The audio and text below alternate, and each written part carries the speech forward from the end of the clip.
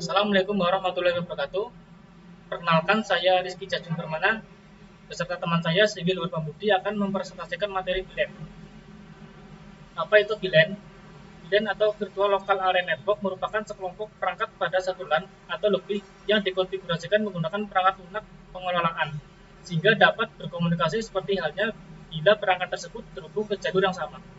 Padahal, sebenarnya perangkat tersebut berada pada sejumlah segmen LAN yang berbeda. Penggunaan VLAN akan membuat pengaturan jaringan menjadi sangat fleksibel, di mana kita dapat membuat segmen yang bergantung pada organisasi atau departemen tanpa bergantung pada lokasi workstation. Berikut merupakan contoh topologi VLAN. Cara kerja VLAN.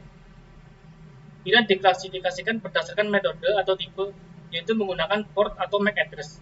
Semua informasi yang mengandung pengalamatan suatu VLAN atau tagging disimpan dalam suatu database atau tabel.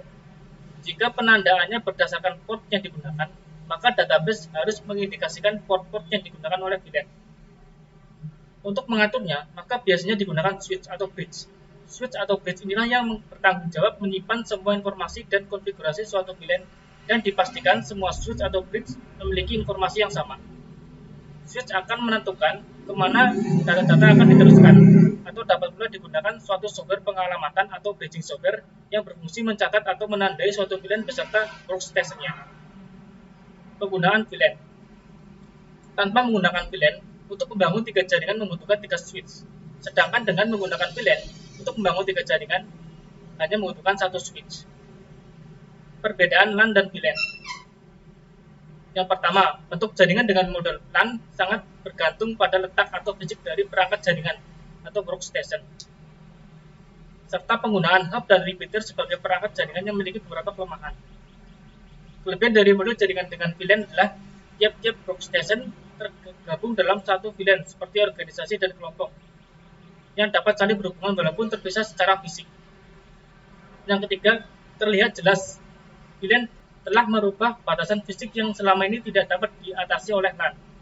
Keuntungan inilah yang diharapkan dapat memberikan kemudahan baik secara teknis dan operasional. Untuk selanjutnya yaitu jenis-jenis VLAN. Port yang pertama, port based. VLAN port based merupakan jenis VLAN yang keanggotaannya diatur dengan hak akses, yaitu pada port yang terdapat pada perangkat switch. Hak akses disetting dan dikonfigurasi berdasarkan port dari switch, bagi dan kelompok secara tersendiri.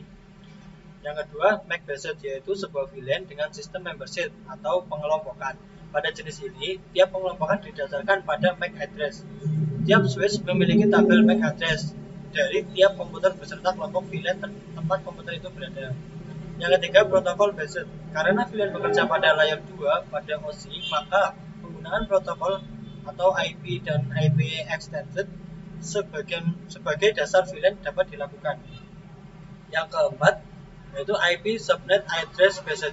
VLAN selain bekerja pada layer 2, VLAN dapat bekerja pada layer 3, sehingga alamat subnet dapat digunakan sebagai dasar VLAN. Yang kelima, authentication based. Device atau komputer bisa diletakkan secara otomatis di dalam jaringan VLAN yang didasarkan pada autentifikasi user atau komputer menggunakan protokol 802.1. Selanjutnya yaitu fungsi VLAN. Yang pertama, efisiensi. VLAN dapat mengurangi kebutuhan untuk mengirim broadcast ke tujuan yang tidak perlu. Secara spesifik, VLAN dapat mengirim ke pengguna yang dibutuhkan saja sehingga menghemat waktu. VLAN berfungsi untuk meningkatkan performa jaringan sehingga lalu lintas informasi pun terjadi dengan efisien. VLAN tidak menggunakan router yang membutuhkan banyak pemrosesan. Selain itu, switch juga lebih mudah dalam penggunaannya. Yang kedua yaitu menyatukan lebih dari satu LAN. Dengan VLAN, LAN bisa berkomunikasi satu sama lain dengan mudah. Misalnya, suatu universitas memiliki banyak gedung, dengan tiap gedung memiliki LAN-nya masing-masing. Yang ketiga yaitu mempermudah administrasi. VLAN memiliki server terpusat yang bisa menjangkau seluruh penggunanya. Dengan adanya VLAN, seluruh komputer bisa dijangkau tanpa harus berpindah ke tempat lain. Server terpusat pada VLAN memudahkan kontrol terhadap jaringan sehingga keamanan pada VLAN lebih terjaga. Yang keempat, meningkatkan keamanan. VLAN dengan server terpusat meningkatkan keamanan lalu lintas data. Hal ini karena semua komputer bisa dikontrol dari mulai pengaturan domain broadcast, firewall, sehingga pengawasan akan gangguan-gangguan yang terjadi pada jaringan. Selanjutnya, manfaat dan kelebihan VLAN. Menambah keamanan. LAN atau Local Area Network merupakan sebuah jaringan privat yang tidak bisa diakses oleh sembarangan user. Dari segi keamanan, LAN tentu sangat maksimal karena setiap akses harus mendapat permission atau izin dari administrator jaringan. Yang kedua, efisiensi biaya. Untuk menggunakan LAN, diperlukan jaringan kabel yang cukup banyak sehingga membutuhkan biaya pemasangan yang lumayan besar. Dengan VLAN, kita dapat mendapatkan fasilitas dan fitur-fitur dari LAN tanpa harus repot-repot menyiapkan kabel. Hal ini tentu sangat efektif dan efisien karena perusahaan bisa menghemat biaya pembelian kabel LAN ketika ada komputer baru yang ingin dihubungkan. Yang ketiga, tidak perlu mengatur ulang jaringan komputer. Agar bisa tetap terkoneksi ke jaringan LAN, maka setiap komputer harus diatur ulang. Hal ini tentu membutuhkan banyak waktu karena harus dilakukan mulai dari awal.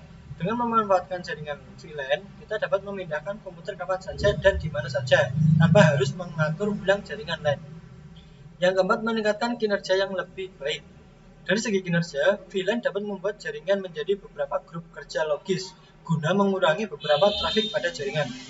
Hal ini bertujuan untuk memisahkan antara jaringan tidak penting dan jaringan penting sehingga performanya semakin optimal. Yang kelima, memudahkan administrasi. Manfaat VLAN berikutnya adalah menyederhanakan proses administrasi. Dengan adanya jaringan VLAN, untuk menggunakan server, kita tidak perlu datang langsung ke area komputer server.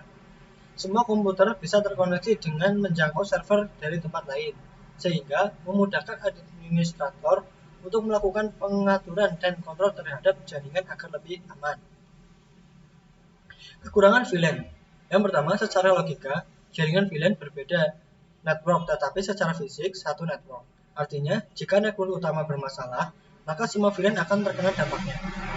Yang kedua, ketika ada data yang dikirim broadcast, maka data tersebut malah dikirim ke semua VLAN. Yang ketiga, ketika jumlah host di dalam VLAN banyak, maka kerja DHCP akan berantakan dan tidak teratur. Sekian presentasi dari kelompok dari kami. Kurang lebihnya mohon maaf. Terima kasih. Wassalamualaikum warahmatullahi wabarakatuh.